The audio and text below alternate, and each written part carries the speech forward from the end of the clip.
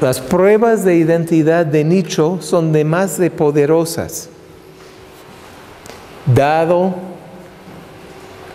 muestreo, variación en ajuste de modelos y un espacio ambiental muy complicado, básicamente todos los pares de nichos van a salir no idénticos. Para mí, no son diferencias significativas biológicamente. Ahora, viene Jorge con sus ecuacioncitas, discutimos años para lo de ese libro, y ahora sí lo entiendo un poco más.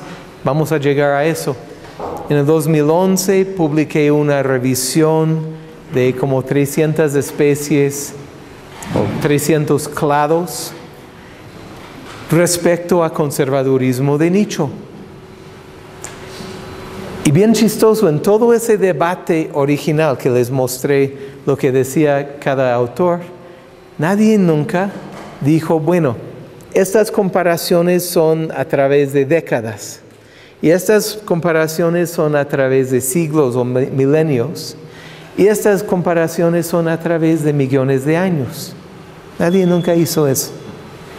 Entonces, lo que yo hice era de tomar los tipos de comparaciones y ponerlos en orden cruda de qué tan antiguos son. Invasiones son cosa de días, meses, años o décadas. Aquí podemos ver cosas a través de décadas. Aquí podemos ver cosas de milenios. Y en la filogenia profunda podemos ver cosas de, no sé, cientos de miles o millones de años. De manera bastante cruda, simplemente lo que vemos es señal de conservadurismo casi universal, aquí en largos de tiempo corto y más mezclado en tiempo más profundo. Ese resultado no les ha de sorprender nada, es obvio. ¿Ok? Pero es interesante simplemente porque vemos señal de conservadurismo de nicho a través de bastante tiempo. Esto es principalmente basado en vertebrados y plantas. Podrían, ciertamente con microbios, es cosa muy diferente. Pero esto es un resultado que hay que contemplar, no más. Ahí va ese review, está en Journal of Biogeography 2011. ¿Se acuerdan de esta ecuación? ¿Ok? Es la ecuación fundamental de Soberón. Lo voy a reducir. ¿Ok? Esta parte aquí es importante. Si el Eltonian noise hypothesis es falsificado. Por ahorita vamos a poner atención aquí. Entonces ahí está más simple, ¿sí? Lo que podemos observar es esto. Esto es lo que quisiéramos saber en nicho fundamental. Y eso se cruza con los ambientes asociados con M. Entonces lo que observamos fácilmente es una mezcla entre nicho fundamental y lo que está disponible a la especie a través de su área accesible. ¿Ok?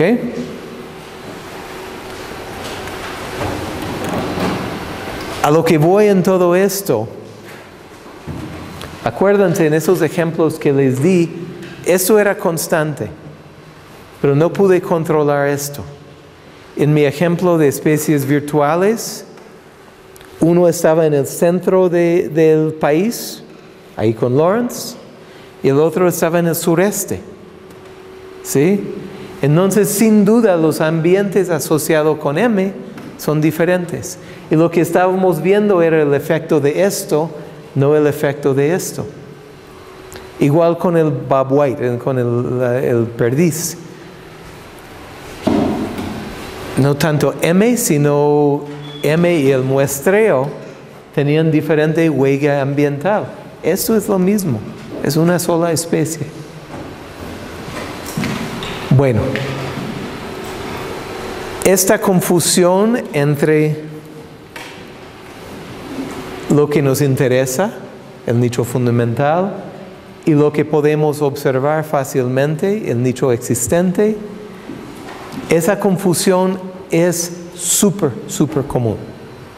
Les voy a dar un ejemplo. Aquí un artículo que se va publicando, creo. How is the rate of climatic niche evolution related to climate niche breadth? Un análisis interesante. Es un grupo que ha invertido muchísimo en entender la filogenia y los nichos de clados de salamandras en Estados Unidos. Bueno, ahí les va su metodología. Usaron datos de clima asociados con 17,000 localidades que refieren a 350 especies. Las clásicas 19 variables bioclimáticas de WorldClim, es decir, son los datos de clima asociado con cada punto para todas esas especies. Para calcular la amplitud de nicho para cada especie, básicamente calculan un mínimo y máximo en un eje de componentes principales. Si la especie tiene solo un punto, entonces su niche breadth es 0. Se calcula por separado para 4 ejes de componentes principales y se toma el promedio de esos intervalos como una medida de la amplitud de nicho.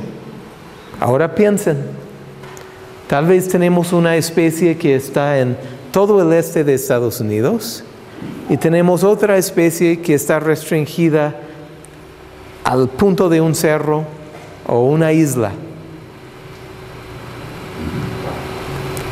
El M para la primera especie es grandísimo. El M para la especie que está en una islita es pequeña. Todo esto está basado en lo observado. Entonces, la amplitud de nicho climático que puede mostrar la especie microendémica no puede exceder la amplitud de variación que se representa en la isla, porque es endémica.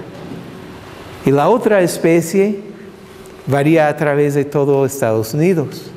¿Sí?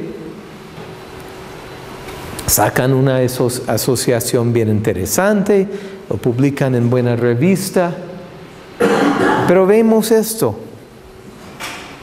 Esto puede cambiar, obviamente ha cambiado en la historia de la vida, o todas las especies tendrían el mismo nicho.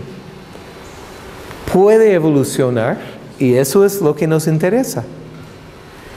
Pero esto, sin duda, va a cambiar en cualquier momento que hay cambio de área de distribución o hay cambio de condiciones dentro de una área de distribución. Entonces, ese estudio que les acabo de mostrar, transparentemente está estudiando esto. Está analizando cambios en dimensiones de esto a través de una filogenia. Para mí, lo que están viendo es cambios en eta de m a través de la historia, no cambios en el nicho fundamental. Tal vez hay evolución del nicho fundamental ahí, pero esto va a ser bastante más dominante. Sin decir mucho más, nadie agarró el chiste. que los estudios, vamos a brincar a esto.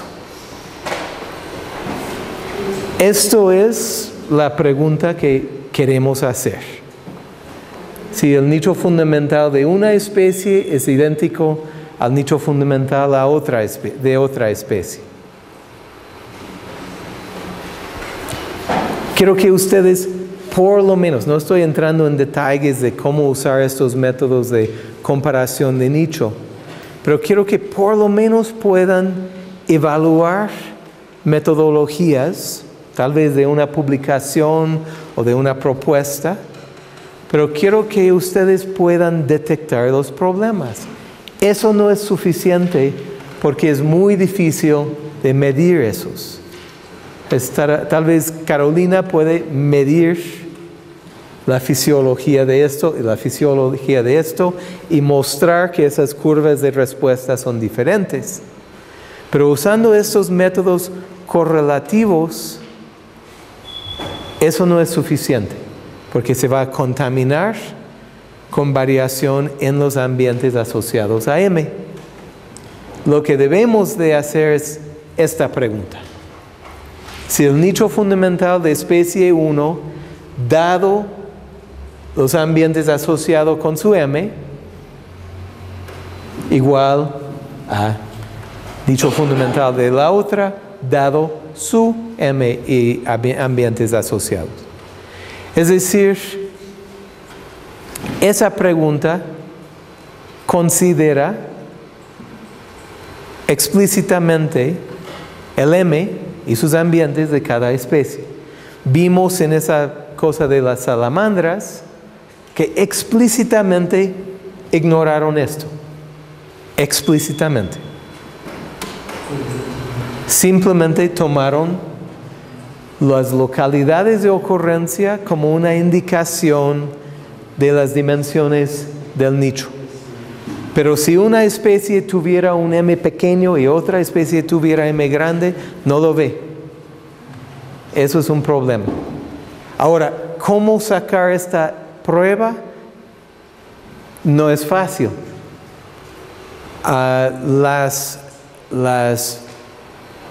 Los métodos de Warren nos dan una primera idea.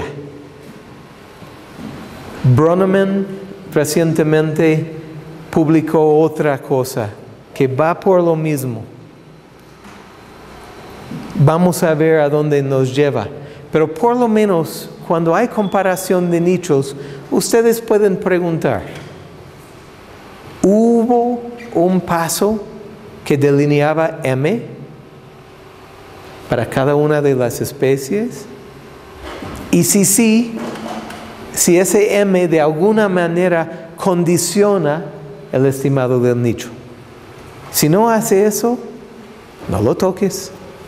Va a ser un error. ¿Ok?